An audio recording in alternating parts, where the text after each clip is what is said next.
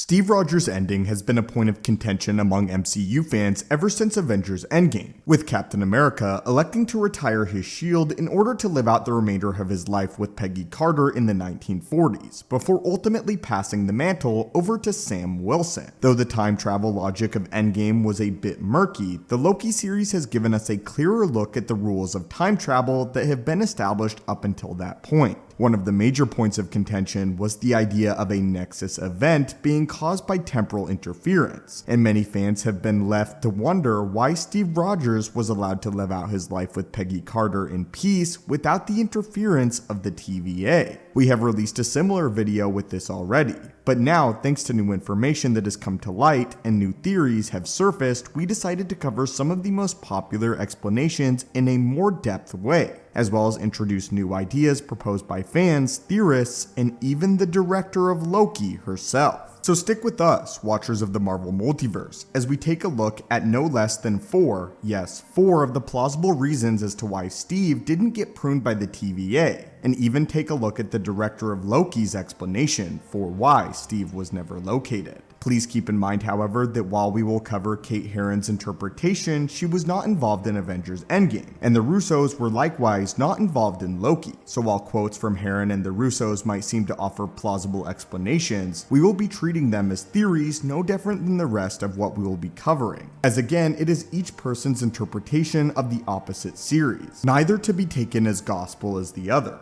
The first explanation comes from a seemingly innocuous line from Judge Renslayer in Loki, in which she tells the titular god of mischief that what the Avengers did was supposed to happen. This would imply that Steve Rogers' retirement actually happened on the sacred timeline, and this older Steve that we meet in the closing minutes of Endgame has actually been living in the shadows in the mainline MCU this whole time. Rogers could have been able to retire by simply living quietly, and ensuring that he doesn't interfere with the predetermined flow of time, keeping a low profile while Peggy built her career as a S.H.I.E.L.D. agent. We know that Peggy Carter did in fact get married and have children, and if this theory is correct, then the mysterious husband in question was actually old Steve Rogers, and Steve is not in fact a homewrecker. This would also mean that Steve Rogers has children and potentially even grandchildren in the main MCU timeline that we may see later down the line. Many have even claimed that the old man helping to carry Peggy Carter's casket was actually old Steve Rogers living in a plain sight this whole time,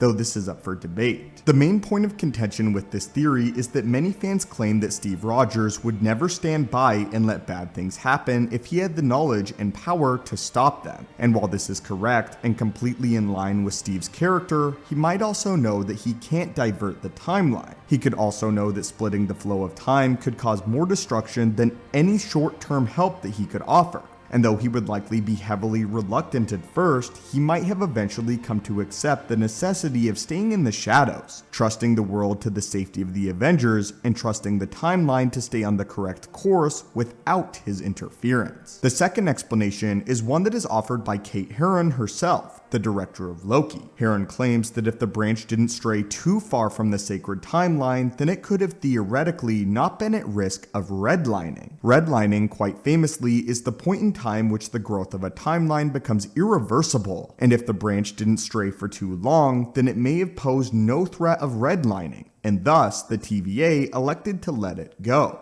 But again, this is Kate Herron's explanation, and seeing as she didn't make the decision in Endgame, her statement should be treated as a fan theory just like any other. However, I do find this to be the most plausible of the theories proposed. A third explanation is that the branch did in fact redline, and seeing as redlining means a branch is irreversible, then there is simply no way for the TVA to correct this event. If the TVA were to prune Steve and Peggy, it would still do nothing to repair the splintered branch as soon as it got past the redlining point. Perhaps the TVA thought that their resources could be more adequately allocated elsewhere, and didn't want to waste manpower and resources on pruning an individual that would make no difference to the sacred timeline. By this logic, their splintering timeline was simply too far gone, and the TVA just had no way to repair it. We theorized in a previous video that the TVA has already failed, and while this was during the release of Loki and we did not have the complete set of information, the basis of this theory was that various redline timelines have simply been swept under the rug and covered up. And this timeline with Steve could be one that the TVA simply chose to ignore in order to maintain their perfect image. Our final theory that we'll be covering today is that his retirement was actually a reward from the TVA,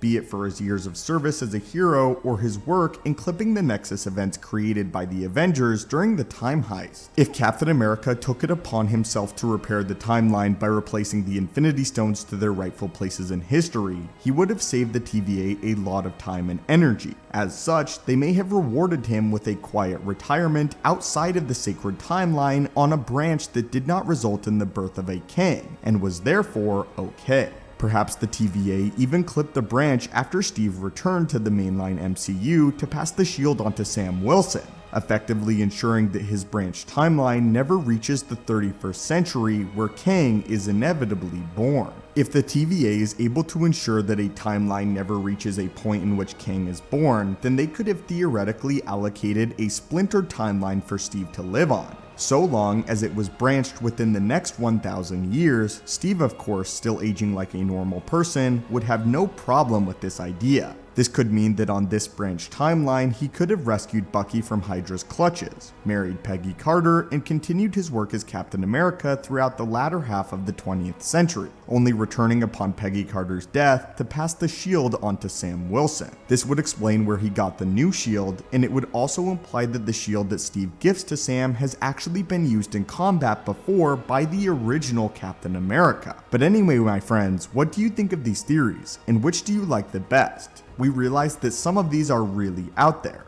Do you think that Steve retired on the sacred timeline or in a branch timeline? And if he retired on a branch timeline, which of these explanations, if any, makes the most sense to you? We realize this video can be really confusing, but Marvel opened up the doors for this wide with Loki as well as an Avengers Endgame, with that being one of the major mysteries. As I stated previously in the video, I really like the explanation given by the director of Loki, and that, in my mind, is my headcanon. However, I cannot present it to you guys as official MCU canon. As always though, we'd love to hear what you think in the comments down below.